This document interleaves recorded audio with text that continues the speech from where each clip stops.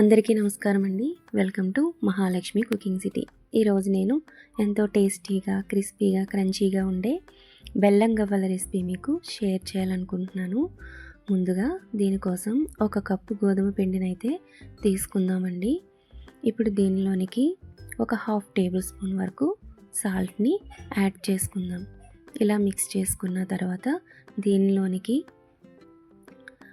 వేడి చేసిన నెయ్యిని తీసుకుందామండి. ఈ వేడి చేసిన నెయ్యిని ఈ విధంగా పిండిలోనికి యాడ్ చేసుకుందాం. ఈ హీట్ చేసిన నెయ్యిని తీసుకోవడం వల్ల గవ్వలు అనేవి చాలా గుల్లగా వస్తాయండి. ఇప్పుడు వాటర్ తీసుకుని కొంచెం కొద్దిగా ఇలా యాడ్ చేసుకుంటూ పిండిని ఈ విధంగా కలిపి పెట్టుకోవాలండి. ఇప్పుడు దీనిని ఒక 10 నిమిషాల పాటు మూత పెట్టుకుని పక్కన పెట్టుకుందాం. 10 మినిట్స్ ఆఫ్టర్ ఈ పిండిని తీసుకుని ఇలా చిన్నగా పిండిని తీసుకుంటూ ఇలా బాల్స్లా చేసుకోవాలండి.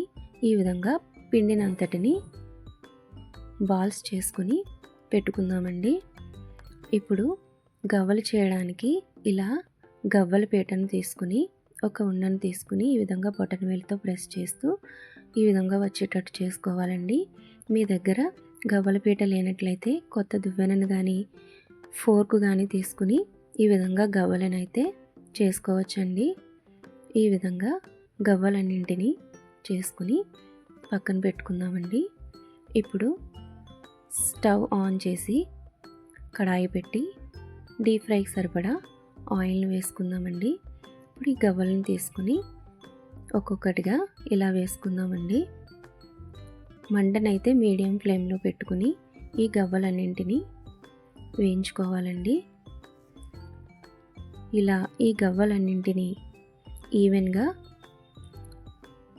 వేయించుకోవాలండి.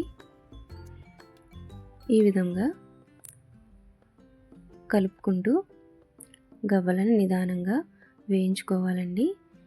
ఇప్పుడు ఇలా గోల్డెన్ కలర్ వచ్చే వరకు గవ్వలను వేయించుకుందామండి. ఇప్పుడు ఈ గవ్వలను ఒక బౌల్లోనికి సర్వ్ చేసుకుందాం.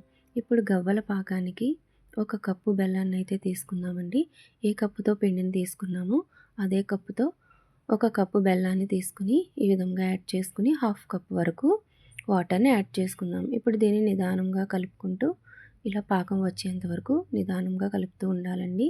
ఈ విధంగా లేత తీగ పాకం వచ్చేంత వరకు మనం పాకాన్ని పెట్టుకోవాలండి. ఇప్పుడు ఈ పాకంలోనికి వేయించుకున్న ఈ గవ్వలను యాడ్ చేసుకుందామండి.